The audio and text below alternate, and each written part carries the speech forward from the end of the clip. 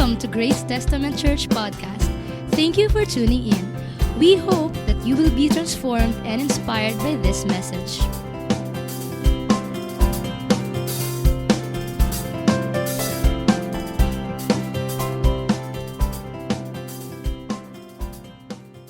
Sige po, tingnan natin ang Hebrews 11 verse 15 hanggang 16. Hebrews 11 verse 15 hanggang 16. Sabi po dito, if they had been thinking of that land from which they had gone out, they would have had opportunity to return. Kung ang iniisip nila ay yung lupain na pinanggalingan nila, pwede pa naman silang bumalik, pero hindi raw. Bakit? Kasi po, verse 16, dito po yung focus natin. Pakibasa ng malakas ang verse 16. Instead, they were longing for a better country. Pakisabi po ng malakas, a better country. Yan po ang magiging paksa natin magmula ngayon hanggang sa katapusan ng mundo. Ano po? So, a better country. Sino po rito ang gusto nang mag-abroad? No? Alam niyo po, ang mga Pilipino, marami, no? Hindi naman lahat. Pero ang tendency po ng maraming Pilipino, kung makakaalis lang talaga ng bansa, no? Ay gusto pong umalis kasi para bang sa maraming Pilipino ay parang laging mas okay na mag-abroad. Di ba po? Hindi ko nilalahat, pero marami pong ganon. Kaya nga po tayo sa Pilipinas, minsan po yung mga takbo ng usapan natin, kahit mga biruan po natin, madalas po may mga panglalait sa sarili nating bansa. Right? Narinig niyo po ba yung ganon? Halimbawa po, pag narinig niyo yung only in the Philippines, madalas naman po negative ang tinutukoy nun. Tama po ba? Hello, tama po. Meron daw pong isang mama na siya po ay napunta po sa impyerno sa kabilang buhay. Pagdating niya sa impyerno, nakita niya mayroong sari-saring klase pala ng parusa doon. Depende sa lahi. No? So, pinuntahan po niya yung impyerno para sa mga Amerikano. Tapos, tinanong niya kung anong parusa ang mayroon doon. At ang sabi sa kanya ay, dito, kinukuryente ka ng ilang oras, tapos ay papahigain ka sa mga nakausling mga pako ng ilang oras din. Pagkatapos, ikaw ay paiinitan ng todo-todo. Sabi po sa kanya, ikaw ay walang katubig-tubig. Sabi po, no? Tapos, ayoko dyan, sabi niya. Naganap po siya ng iba. Pumunta po siya sa impyerno ng mga Hapon, no? At sabi niya nagtanong siya kung anong mayroon doon. At sabi rin sa kanya ay dito kukuryentehin ka, tapos papahigain ka sa pako, tapos ikaw ay paiinitan, walang katubig-tubig. Sabi po sa kanya, ayaw ko rin diyan. Tapos nakita po niya yung impyerno ng mga Pilipino, no? Ang haba ng pila. Siyempre, iba ang Pinoy, no? So, ang haba ng pila, no? So tapos nagtanong siya, mukhang okay dito, ba't pinipilahan to Sabi niya, kaya tinanong din niya yung andon at sabi ay, anong mayroon dito, no? Sabi, ito, ikaw ay kukuryentehin ng ilang oras, tapos papahigain ka sa mga nakausling pako ng ilang oras, tapos napakainit kasi walang katubig-tubig. Sabi po sa kanya, pareho lang naman yun doon sa mga pinanggalingan ko bakit pinipilahan to? Sabi niya, kasi alam mo, dito, laging brown out. Okay, ayos yun laging brown out. Pero masakit pa rin yung pako. Hindi, kasi alam mo, yung mga Pilipino, kinalakal yung pako. No? Pinagbubunot at kinalakal. No? Okay, mukhang ayos na yun pero hindi pa rin ako makakati sa init, tapos walang katubig-tubig. Hindi, iba rito, kasi basta umulan, may baha, kasi kinurakot ang flood control. No? Alam po ninyo, pag po pinag-uusapan, yung nga po, ang Pilipinas, ang tendency nga po natin, di ba nga po, yung mga ginagawa na lamang po nating biruan. Pero gusto ko pong tingnan po natin, ano bang ibig natin sabihin dito sa better country? Mag-abroad na lang po ba talaga tayo? No, hindi po ganon ang titignan po natin. Basahin po natin ang verse po na ito. Sabi po niya, ituloy po natin ang pagbabasa ulit. Verse 16, balikan natin. Instead, they were longing for a better country. Ano po yung better country? Come on, no? A heavenly one. Pakitignan po yung katabi, pakisabihan, sa langit ka na lang liligaya, no? Hindi po. Okay, tuloy natin. Therefore, God is not ashamed to be called their God, for He has prepared a city for them. Napakahalaga pong pag-usapan po natin ito. Ano po? Alam nyo, sa mga susunod na mga linggo, nalalapit naman na ang araw ng mga patay. Ano? Ganda pong pag-usapan natin yung mga tungkol po sa pangwalang hanggan. Amen po ba? So sa mga susunod po ng mga linggo, I encourage you, itong mga salita pong ito, itong mga mensaheng ito, magandang marinig ng mga mahal natin sa buhay. Invite them ng mga kaibigan po natin. Sige po, isa-isahin po natin ito a better country. Ano po ang ibig sabihin ng better country? Okay, number one, this better country is a heavenly one. Ano raw po itong sinasabi nating mas magandang bansa? Ano raw po ito? Ito ay nasa langit. Ito ay makalangit. Amen? So ang sinasabi dito sa Hebrews 11, sina Abraham, sina Moses, iniwan ni Moses ang Egypt, iniwan ni Abraham yung kanyang lupain, tinawag siya ng Panginoon, sumunod sila sa Panginoon. Kung tutuusin, pwede naman daw silang bumalik doon sa kanilang pinanggalingan pag nahihirapan sila. Pero sabi hindi kasi hindi naman sila nakatingin sa blessing ng panlupa, nakatingin po sila doon po sa pangwalang hanggan. Doon po sa better country. Ano po yung better country? A heavenly one. Amen?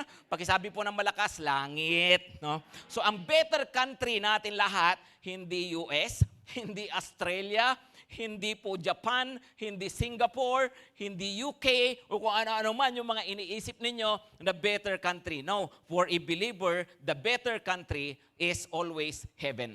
Yun pong sa tirahan po ng Panginoon. Amen po ba, mga kapatid? Okay, kasi nga po, sa totoo lang po, ano po, pwede naman talaga na marami kang marating na iba't ibang bahagi ng mundo. Ako po, I'm glad and I'm proud of GTC. Nakikita ko naman po na ang dami po rito sa atin mga nakakapamasyal, nakakapunta sa iba-ibang bansa, no? So, dami po rito nakakita na ng iba-ibang bahagi ng mundo, no? So, congratulations, no? At tingnan yung katabi, pakisabihin susunod ka na, no? At yun pong mga yun, di ba? Of course, we see beautiful places, ang gaganda naman nakikita natin, no? Pero alam niyo po ba, ang pinaka-the best talaga na siguraduhin natin na dapat marating natin at kapag nasa iyo si Jesus, sigurado ka naman na talaga, yun po ay mapunta po sa langit, mapunta sa kaharian ng Panginoon. Amen? Hello, amen mga kapatid. Ano naman mapapala ng tao, makita man niya ang buong mundo, kung hindi naman po pala mapupunta sa langit ang kanyang kaluluwa. O kaya, di bali na wala kang gaanong narating, hindi ka nakaalis ng Caloocan. Okay lang yon. Basta sigurado, ikaw ay papunta sa kaharian ng Diyos balang araw. Kaysa naman doon sa isang tao na kapag around the world nga, pero balang araw, mapapahamak naman pala ang kanyang kaluluwa. Hello mga kapatid, kaya mas sa totoo lang po, ang mas dapat kainggitan yung mga tao na sigurado na papunta sa kaharian ng Diyos balang araw. Amen? Pakisabihan katabi, balang araw pa naman. No? Huwag kang magmadali, ha? May gagawin pa tayo. No? Saka makinig muna tayo ng message. No? So, yun po. No? Tingnan nyo ito, 2 Corinthians 12, verse 2. 2 Corinthians 12, verse 2. Sabi po niya, I know a man in Christ who 14 years ago was caught up to the third heaven. Whether in the body or out of the body, I do not know. God knows. Sabi ni Apostol Pablo, mayroon akong alam, sabi niya, na napunta sa ikatlong langit. Ay, ito ba, ano ba, in the body ba? Kasama ba yung kanyang katawan? O vision lang ba yun? Hindi ko na sigurado yun. Sabi niya, basta nakarating siya sa ikatlong langit. Pakisabi ng malakas, third heaven. Third heaven. Come on, bakit may third heaven? Gusto lang pong maintindihan nating mabuti. Ano po? Ang tinatawag po ng Bible na first heaven ay yun pong nakikita natin, yung sky, yung kaulapan. Okay? So yan po ang tinutukoy na first heaven. Okay, so yan, kitang abot tanaw po natin yan. Ano po? Pero, ang susunod po na second heaven ay yun pong outer space. Yun pong kung asan, andun yung mga between, mga constellations at ng kung ano-ano pa. Ano. So yan po yung second heaven. Ano naman yung tinutukoy ng Bible na third heaven? Ang third heaven po ay yung kaharian ng Diyos, kung saan nakatira ang Diyos. Ngayon, asan ba yun? Hindi natin alam exactly kung asan. Ito ba talaga mas malayo pa kaysa sa outer space? O ito ba ay kung saan? Hindi natin alam, pero I want you to understand it this way. I want you to visualize it this way, na ganito po, mayroon palang first heaven. Ito po yung nakikita nating ulap, no? At pag ikaw sumakay ng eroplano, nakarating ka na sa first heaven. Congratulations, dalawa na lang, no? Hindi tayo lahat makakarating sa outer space, pero kung Kristiyano ka, makakarating ka sa third heaven. Amen? Amen? Imagine, rocket scientist ka, no? Ikaw ay napakatalinong tao, naging astronaut ka, nakarating ka sa outer space, pero hindi ka nakarating sa third heaven, no? Kawawa ka pa rin. Maliwanag, mga kapatid, sumakay ka doon sa shuttle ni Elon Musk, no? Di ba meron siyang gano'n, di ba? Magtutour sa outer space. Pwede yon, sige. Pero higit sa lahat, maganda po, makarating po tayo sa third heaven. Amen? Pakitingnan ulit katabi, pakisabihan kita tayo doon, ha? No? Dala ka camera, no? Picture tayo. Okay. So ngayon, kung paano po ang description ng third heaven. So when we say heaven here, we are talking about the third heaven, okay? Yun pong tirahan ng Diyos, no? Heaven is a place where God dwells, okay? A place where God dwells. O sa tingin po ninyo, pag ini-imagine ninyo ang tirahan ng Diyos, ano ang itsura? Ulap-ulap, di ba? Yung karaniwan, may angel, may hagdan. Tapos akala yung parang lagi kong pumupunta ng burol, ganon. Di ba? Ganon ang iniisip ng mga tao pag heaven po ang pinag-uusapan, di ba? Parang ang Diyos nakaapak sa ulap, no? Yung mga anghel ay nakaapak sa ulap, di ba? Puro tayo ganon, tama? Well, ano nga ba talaga? Hindi natin alam gaano ang description, pero isang bagay po ang masasabi po natin, ang kaharian ng Diyos, ang pinakamaganda sa lahat na pwede nating marating. Amen? Hello, amen po ba? Meron akong mga ipapakita mga picture sa inyo. Pakitingnan nga po ito. First picture. Saan yan? Saan yan?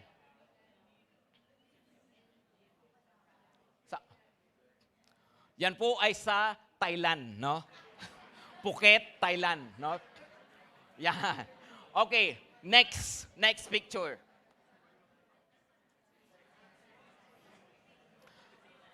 Saan to?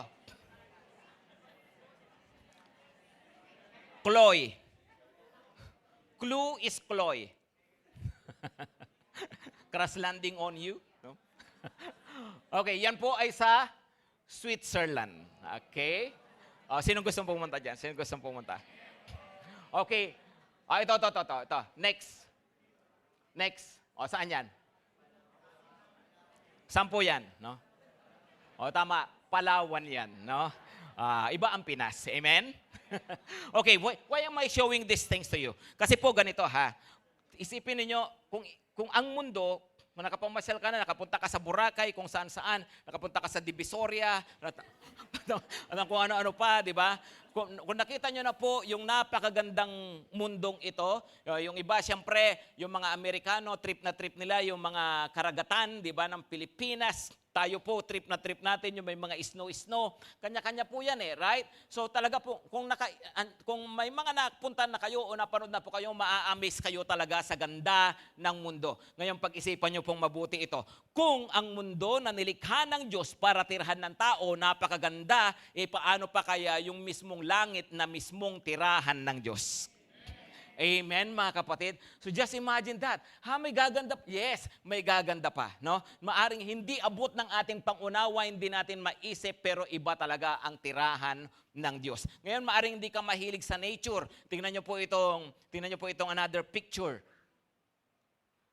Yan, saan po yan? Siyempre, no? Yan ay sa Dubai, no? Ito po yung Dubai Mall. Tapos, alam niyo po ba, ito po ay disyerto po yun pero nakagawa silang na napakalaking lake. Tapos ito ang alam ko, hotel po ito, So anyway, yan po pag andun ka sa taas, tanaw na tanaw po yung kabuuan ng paligid. At actually po, pag sa Abu Dhabi ka, ganun din. Meron po isa lang tower na mas mababa kaysa po dyan. Pero pag titingnan, ay grabe talaga yung karangyaan. Maaamis ka po talaga sa ganda ng syudad.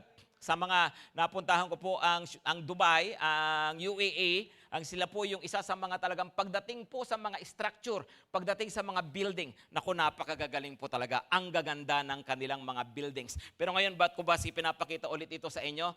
Kung yun, sa totoo lang po, kung yung gawa ng tao na-miss ka na, napakaganda, napapahanga ka, sa totoo lang, sino ba ang nagbigay ng creativity sa tao? Sino ang nagbigay ng talino sa tao para makagawa ng mga ganyan? Di ba ang manlilikha? So kung yung nilikha lang ng Diyos, nakalikha ng mga napakagaganda, paano ka pa kaya ang mismong manlilikha? Amen, mga kapatid. Palakpakan naman po natin ang Panginoon. Alam nyo, maganda pong maintindihan po natin kasi minsan, pag sinabing langit, parang boring. parang wala lang sa dating ng iba. Ano po, pag sinabing langit, parang hindi natin gaanong iniisip, hindi natin gaanong na-appreciate. Pero may prayer this morning is that we will have a revelation of heaven. Na kahit paano magkaroon tayo sana sa ating mga puso, sa ating mga kaluluwa, sa ating mga isipan. Na o nga, totoong may langit at ito ay aking tahanan. Ito yung nakalaan para sa akin bilang isang mananampalataya ng Panginoong Hesukristo. Alam niyo po, ba't ako nagpapatuloy na naglilingkod, sumusunod sa Panginoon? Hindi po dahil sa kung ano. Bata pa lang po ako, estudyante po ako sa Bible College, naging very clear na po sa isip ko talagang mayroong walang hanggan at mayroong kalangitan na ating pupuntahan. Amen, mga kapatid. So, yun po, heaven is a place where God dwells. Heaven is a place of eternal peace, joy, life, satisfaction, at kung ano-ano pa, no? At yun po ay forever. Pakisabi ng malakas, forever.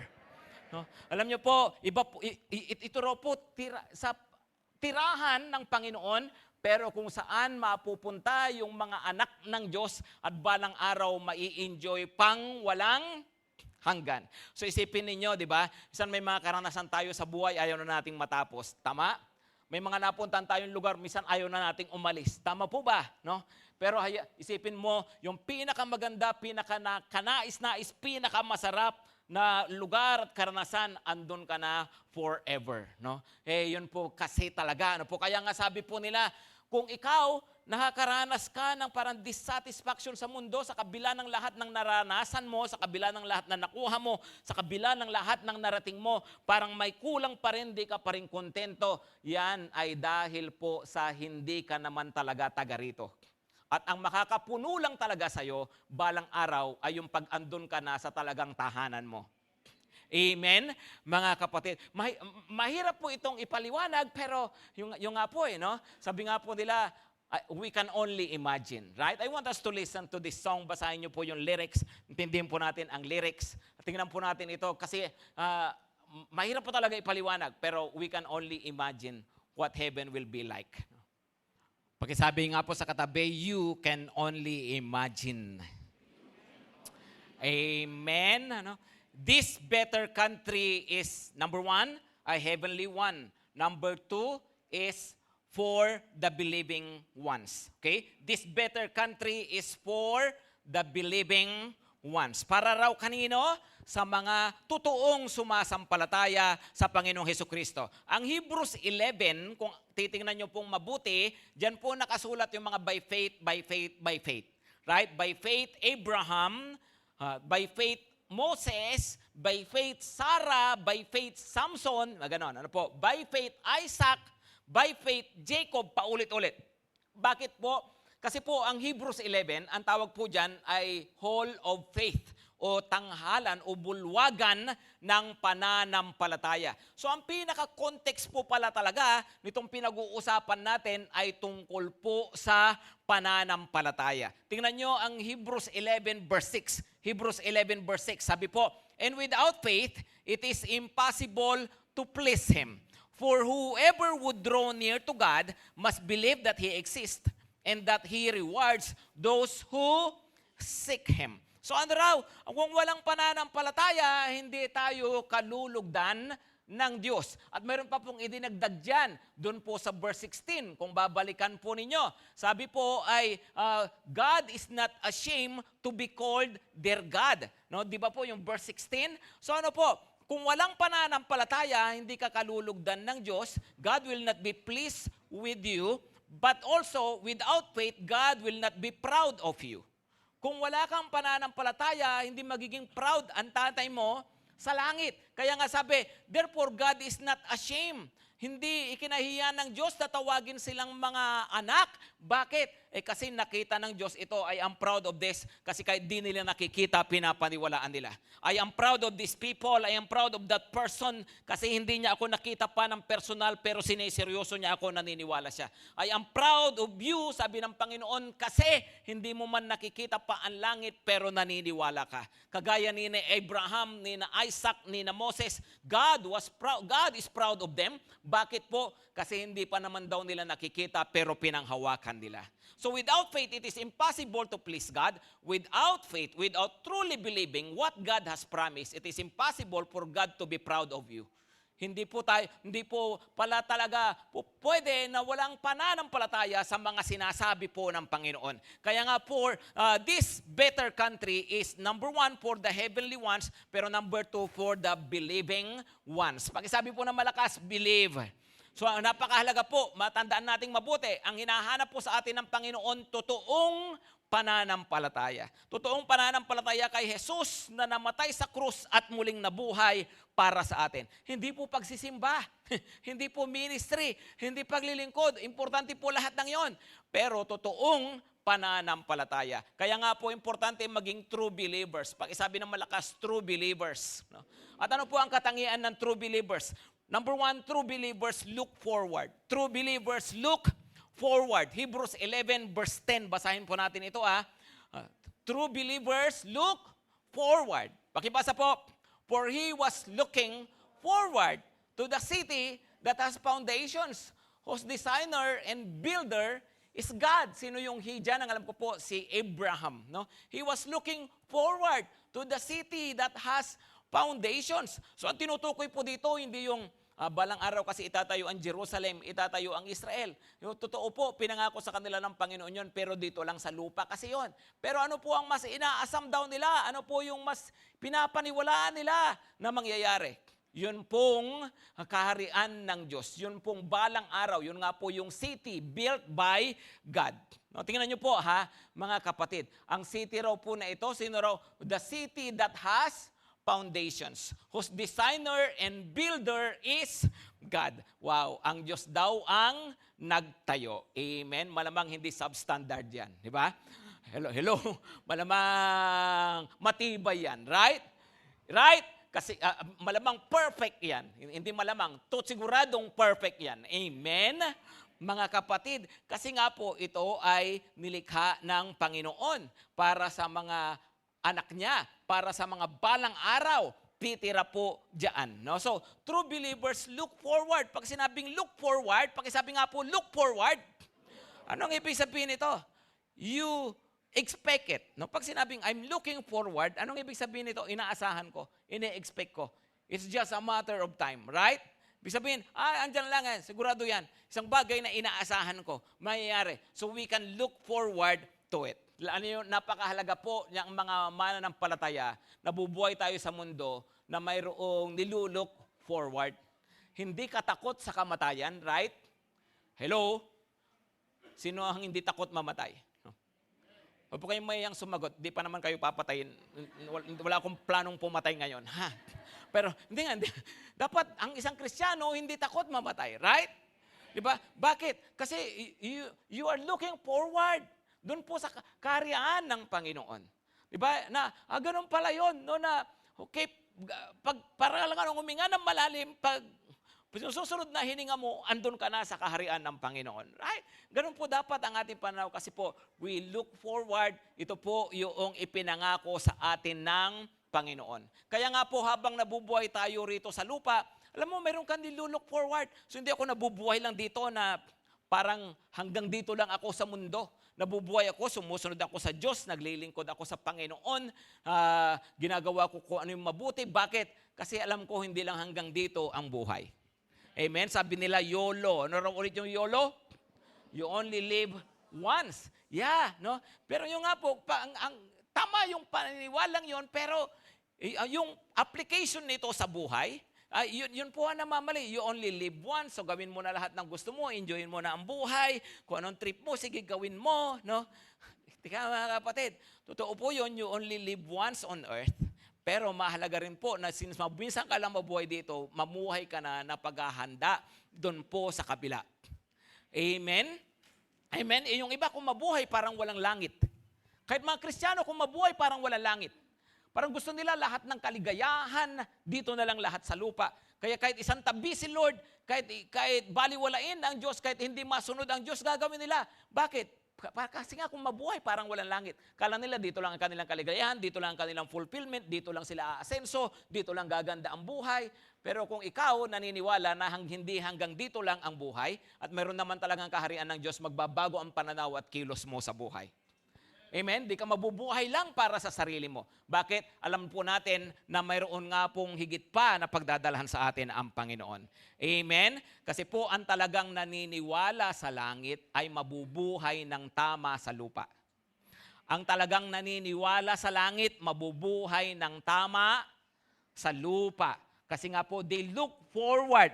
Ephesians 1:13-14. Tingnan niyo po ito Ephesians 1:13-14. In Him you also, when you heard the word of truth, the gospel of your salvation, and believe in Him, were sealed with the promised Holy Spirit. Dito muna tayo. Tingnan niyo po mabuti Nung marinig natin ang salita ng katotohanan, ano po yan? Ang Bible, ang gospel, tungkol kay Jesus. The gospel of your salvation, ebanghelyo ng kaligtasan. At ano raw po yung response natin?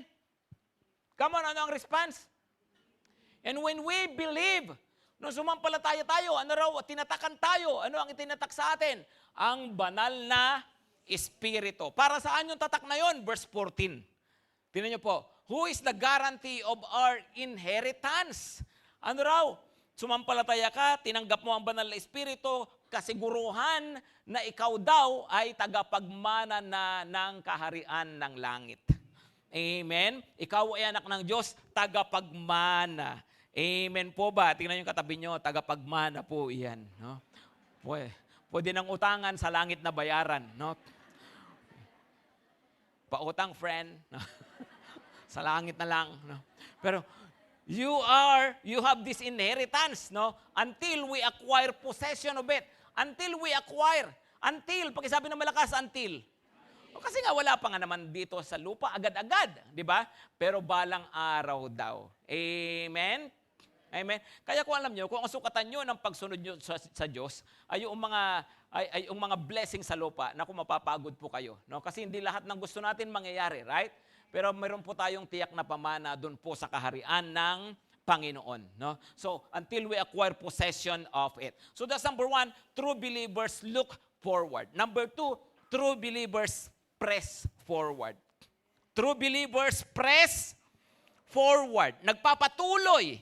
No? Hebrews 11 verse 15, balikan po natin yon. If they had been thinking of that land from which they had gone out, they would have had opportunity to return.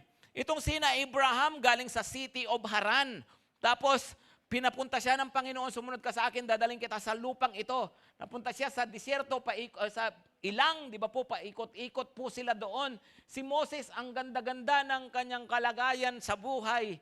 Siya po ay prinsipe ng Egypt. At napakayaman, very powerful nation. Ang taas pa ng kanyang kalagayan. No?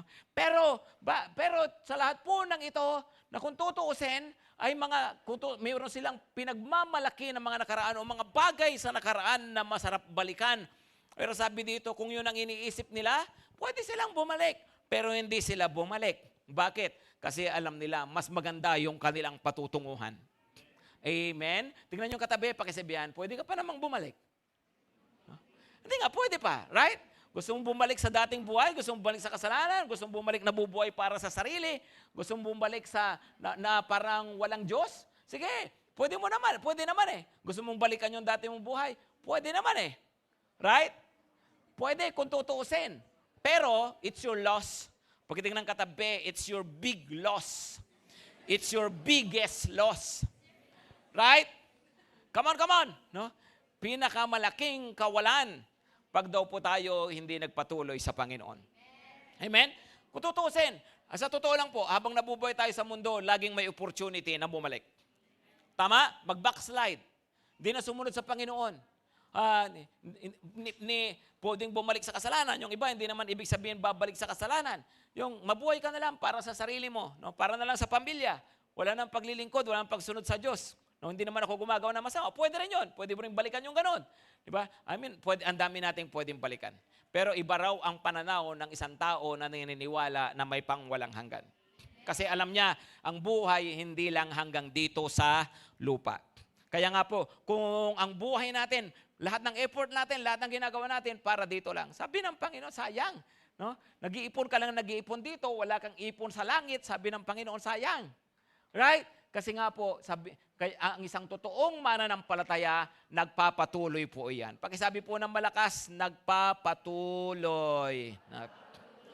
Kaya nga daw, dapat po ang ating paningin nakatuon doon po sa pagkatawag sa atin ng Panginoon. Tingnan niyo po ito, last verse na mga kapatid. Philippians 3 verse 14. Philippians 3 verse 14. Pakibasa nga po ito ng malakas. I press on forward the goal to win the prize for which God has called me heavenward in Christ Jesus. Sabi ni Apostol Pablo, no? Sabi niya, ang nabubuhay ako sa mundo, nagpapatuloy ako. I press on toward the goal, no? To win the prize to which God has called me heavenward, doon sa langit. No? Hindi ko inaaring naabot ko na. Wala pa ako doon.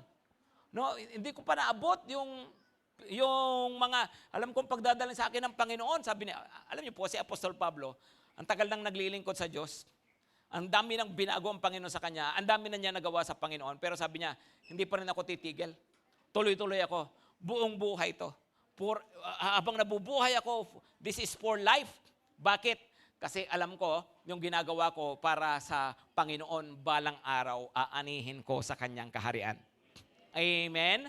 Amen. Pakitingnan po yung katabi, habang buhay na to, bebe. No?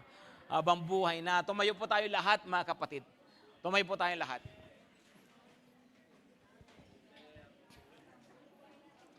Pakisabi po ng malakas, a better country.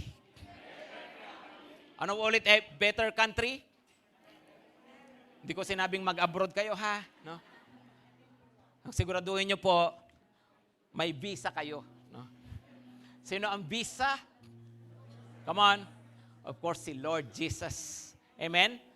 I am the way, the truth, and the life. No one comes to the Father except through me. Alam niyo po ba yung verse na yon sa John 14, sabi mo na ng Panginoon, sa bayan ng aking Ama sa langit, maraming mansyon. Mauna ako, paghanda ko kayo ng matitirhan. Tapos sabi nung mga alagad, Lord, di namin alam kung saan kayo pupunta. Paano naming malalaman ang daan? Saka sumagot si Lord, ako ang daan, ang katotohanan at ang buhay. Walang makapupunta sa Ama kung hindi sa pamagitan ko. Just imagine that, mga kapatid, no? So, hindi po ito tungkol sa relihiyon, no? Ito po ay tungkol talaga sa personal nating koneksyon, personal nating pananampalataya sa Panginoong Hesukristo. Just imagine that bilang anak ng Diyos, no? Meron pala akong ganon na mana, meron pala akong ganon na pag-asa. Yes. Yes, kapatid, no? Hindi ko alam kung anong buhay mayroon kayo. Kung sa buhay ninyo dito sa mundo, hindi kayo nagagandahan, hindi kayo nasasarapan, tandaan po ninyo, hindi lang naman hanggang dito ang buhay.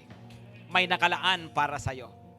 Pero kung sakali naman, masarap naman na ang buhay mo rito sa mundo, tandaan mo rin, nahigit pa dyan ang nag-aantay para sa'yo. Kaya mapamasarap, mapamahirap ang buhay sa mundo, magpapatuloy tayo kay Jesus.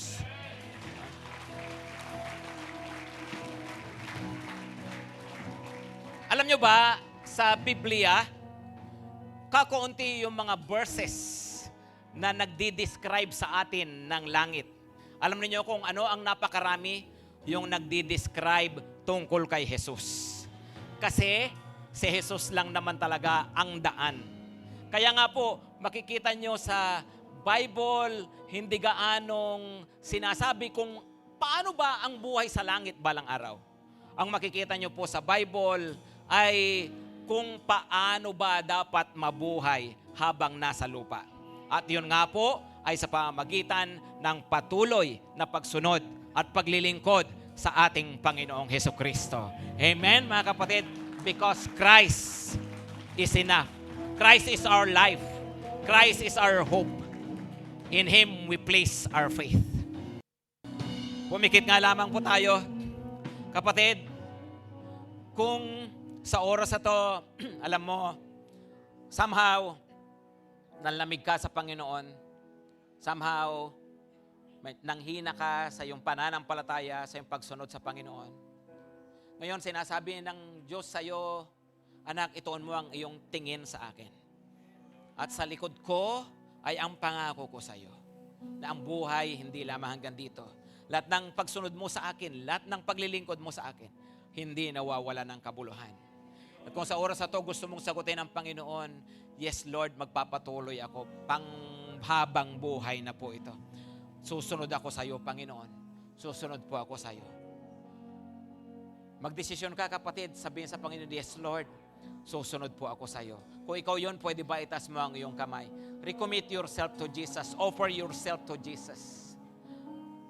At kung sa oras na to, alam mo naman, nagpapatuloy ka naman talaga sa Panginoon. At gusto mong sabihin kay Lord, yes Lord, habang buhay po ito, Panginoon, ang buhay ko para po sa iyo, inihandog ko ang sarili ko sa iyo. Taas po natin ang ating kamay. Sabihin natin sa Panginoon, yes Lord, I offer my life to you. My life is yours. Buong buhay ko, Panginoon, para po sa iyo. Marami pong salamat, Panginoong Jesus. Kasi pag nasa amin ka, nasa amin na ang lahat. Hindi lamang sa buhay na ito, kundi hanggang sa pangwalang hanggan. Salamat po, Panginoon. Tulungan mo kami, Panginoon, na makita ka namin na ikaw ang pinakatanging kayamanan namin sa lahat. Makita namin, Panginoon, na kami mga lubos na mga pinagpala, hindi sa sukatan ng mundo, kundi sa sukatan ng kalangitan. Na kami, Panginoon, ay mga tao na mayroong napakagandang kinabukasan, hindi ayon sa pananaw ng tao, kundi ayon po, Panginoon, sa iyo na lumikha sa amin. At nakakaalam talaga ng kung ano po yung best para po sa amin. Kaya po salamat, Panginoon, dahil inilaan mo yung best para sa amin. Panginoon, maraming pong salamat. At ngayon nga po, gawin niyo po lagi, Panginoon, na buhay, maliwanag, sariwa sa aming mga kalooban, ang pangako po ng buhay na walang hanggan. Ang aming kaligtasan, ang kalangitan. At mabuhay kami lagi sa liwanag ng katotohanan ito. Salamat po, Panginoon. Narito kami, tanggapin niyo ang mga buhay namin para sa patuloy na pagsunod at paglilingkod po sa iyo. Thank you, Lord.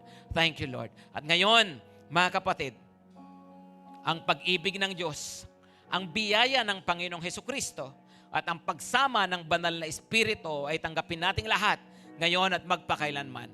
Amen at amen.